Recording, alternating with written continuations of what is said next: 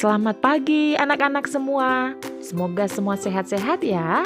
Hari ini kita akan kembali belajar dari tema 4, globalisasi, subtema 1, globalisasi di sekitarku, pembelajaran 3, muatan IPA.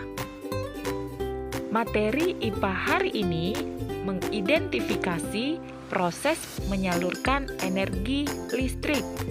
Pada pembelajaran 1, kita sudah mempelajari bagaimana cara energi listrik dihasilkan di PLTA. Ayo kita ingat kembali cara kerja pembangkit listrik tenaga air. Pertama, aliran air sungai atau air terjun atau waduk sebagai sumber energi pembangkit listrik mampu menggerakkan turbin. Perubahan yang terjadi dari energi potensial menjadi energi kinetik.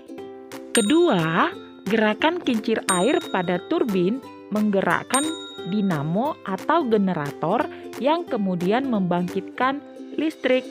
Kecepatan turbin berputar disesuaikan dengan kecepatan aliran air. Semakin cepat aliran airnya, maka turbin berputar juga semakin cepat, sehingga energi listrik yang dihasilkan juga semakin besar. Selanjutnya, terjadi perubahan energi gerak menjadi energi listrik yang kemudian disalurkan ke rumah-rumah melalui proses transmisi listrik.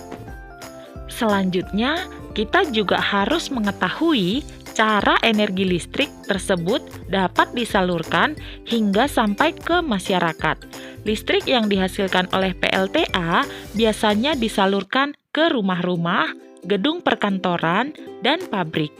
Besarnya jumlah energi listrik yang disalurkan disesuaikan dengan kebutuhan. Sekarang kita akan memperhatikan skema penyaluran energi listrik berikut ini. Pertama, energi listrik yang dihasilkan oleh pembangkit listrik tenaga air siap untuk disalurkan ke pabrik, gedung-gedung perkantoran, sekolah, dan rumah-rumah penduduk.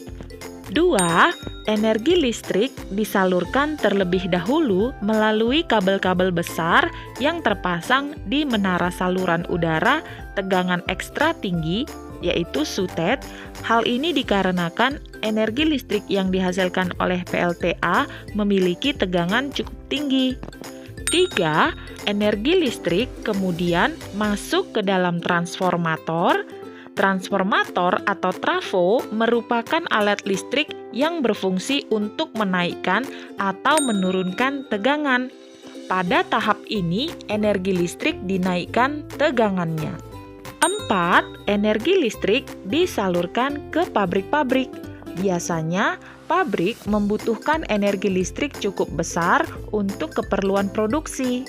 5. Energi listrik kemudian masuk kembali ke dalam transformator atau trafo yang berfungsi untuk menurunkan tegangan.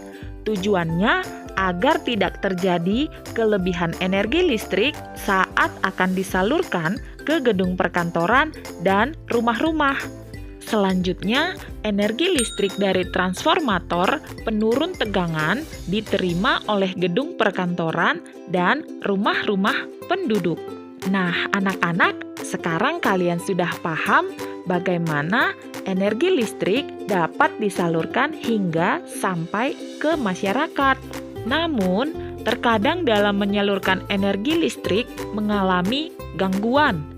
Gangguan tersebut mengakibatkan terputusnya penyaluran listrik ke tempat-tempat yang membutuhkan.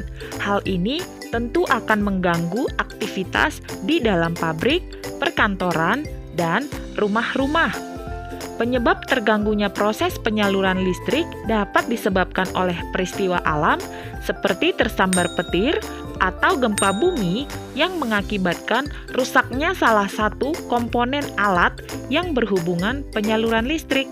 Oleh karena itu, antisipasi yang dilakukan oleh tempat-tempat yang membutuhkan energi listrik dalam jumlah besar biasanya dilengkapi dengan pembangkit listrik cadangan yang dikhususkan untuk kebutuhan tempat tersebut. Nah, sekarang kalian sudah mengerti bagaimana proses penyaluran energi listrik ke rumah-rumah, gedung perkantoran, dan pabrik. Sampai di sini pelajaran kita hari ini. Sampai bertemu lagi di pelajaran selanjutnya.